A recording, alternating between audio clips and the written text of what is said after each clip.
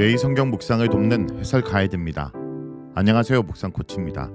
함께 읽고 나눌 말씀은 신명기 23장 1절에서 18절까지 말씀입니다. 이스라엘의 총회에 들어올 수 있는 자에 대한 규정과 거룩한 전쟁을 앞두고 진을 거룩하게 유지하는 데 대한 규정, 이스라엘 공동체 내에서 용납할 수 없는 행동에 대한 규정이 소개되고 있습니다.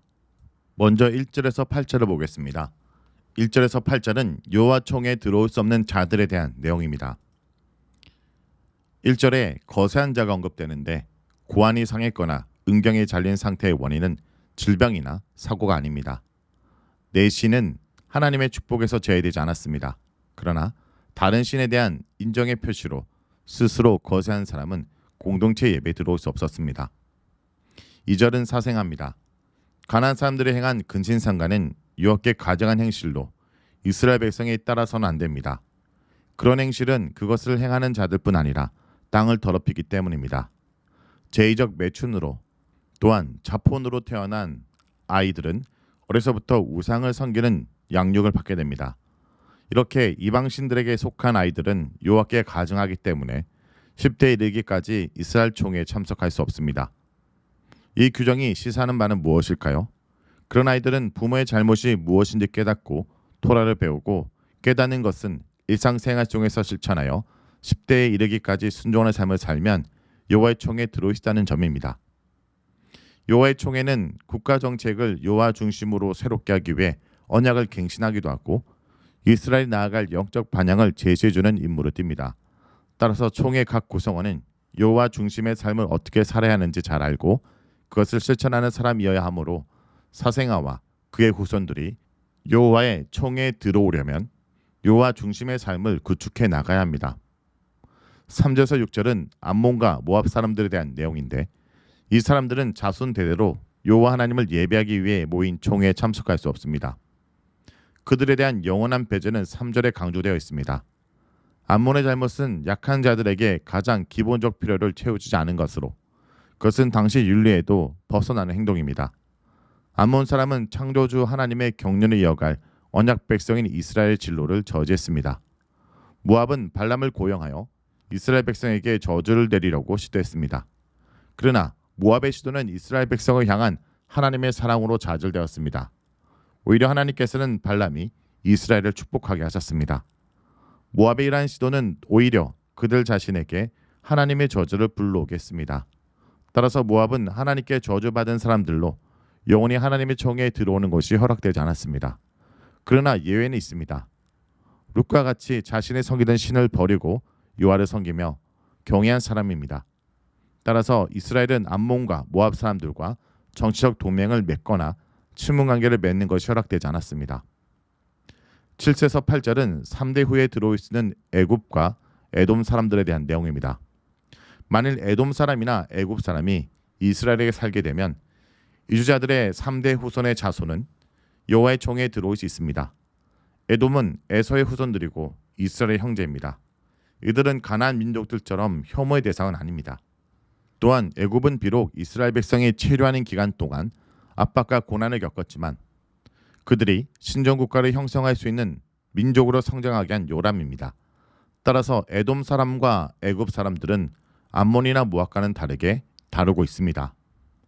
9절에서 14절은 진영을 거룩하게 유지하기 위한 규정들입니다. 본달락은 군사 원정 동안에 진영을 정결하게 유지하기 위한 규정들을 제시합니다. 이 규정은 위생 문제와 연관이 있습니다. 하나님께서 진영에 함께 계심으로 진영은 정결하게 유지돼야 됩니다. 그렇지 않으면 따뜻한 기후로 인하여 진영 가운데 전염병이 돌 수 있습니다. 이런 사항이 돌발한다면 적군과 싸워보기도 전에 이미 승패가 결정되기 때문에 진영은 위생적으로 정결하게 유지돼야 합니다. 일반적으로 정결의 원칙이 두 사례를 통해 구체적으로 제시됩니다. 첫 번째 사례는 10절에서 11절인데 밤에 몽설하고 부정해진 자는 진영 밖에 나가서 해질 때 몸을 씻고 해진 후에 진영으로 들어올 수 있습니다. 12절에서 14절은 진영이 위생적으로 정결하게 유지되지 않으면 따뜻한 기후로 인하여 군사들의 건강을 해치는 전염병이 생길 수 있습니다. 따라서 배변 시 진영 밖에 땅을 파서 용변을 보고 배설물을 흙으로 덮어야 합니다. 이스라엘 군사 진영은 여호와께서 머무시는 장소이며 적군과의 싸움을 진두지휘하는 장소이기도 합니다.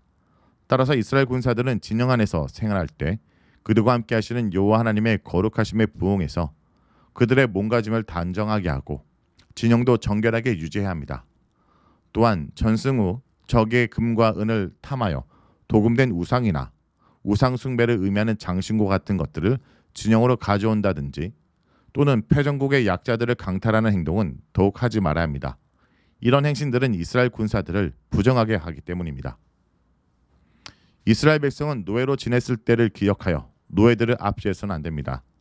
본 규정은 히브리인 노예가 도망친 경우와 다른 나라에서 이스라엘로 도망쳐온 경우 모두 노예를 주인에게 돌려보내서는 안 된다 말합니다.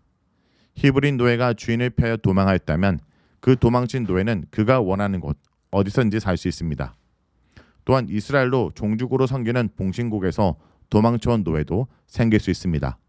그 노예도 자신이 원하는 장소를 선택할 수 있습니다. 이스라엘 백성은 그들 가운데 정착하고 그들을 압제해서는 안 됩니다. 따라서 도망친 노예는 이스라엘에서 안전하게 정착할 수 있습니다. 이 규정은 고대 근동 연합국과 대조됩니다. 하무라비 법전에 따르면 도망친 종은 반드시 주인에게로 돌려보내야 하고 그를 주인에게 돌려보낸 사람에게 주인은 은 2세겔로 보상해야 합니다. 또한 고대 근동의 봉신조약과 동의조약에 따르면 정착 이후로 도망친 자는 반드시 모국으로 돌려보내야 되는 조항이 있습니다. 17절에서 18절은 창기에 관한 규정입니다. 이스라엘 백성 중 청춘 남녀는 몸을 팔거나 이방신들을 섬기는 죄적 창기가 되어서는 안 됩니다. 이런 행실은 여호와 하나님의 구속 사역을 그분의 경륜을 이어갈 언약 백성의 정체성을 부정하고 가난한 사람들을 본받는 삶의 방식입니다. 따라서 그런 행실로 얻은 소득은 어떤 선 재물로도 여호와께서 임재하시는 성전에 가져와서는 안 됩니다. 그런 소득은 언약의 하나님 여호와께 가증하고 혐오스러운 것이기 때문입니다. 성도 여러분, 오늘 본문은 이스라엘이 하나님의 거룩한 백성 공동체를 유지할 것을 말합니다. 그래서 혼합주의로부터 총회를 정결하게 하고 부정한 것에서 진영을 정결하게 하고 압제의 은혜에서 공동체를 정결하게 힘써야 됩니다. 우리 또한 오늘 우리가 있는 그곳을 정결하고 온전한 곳으로 만들기에 힘쓰는 언약 백성이 되길 간절히 기도합니다. 말씀을 놓고 기도하겠습니다. 주님, 우리를 거룩한 하나님의 언약 백성으로 삼아주신 것을 감사드립니다.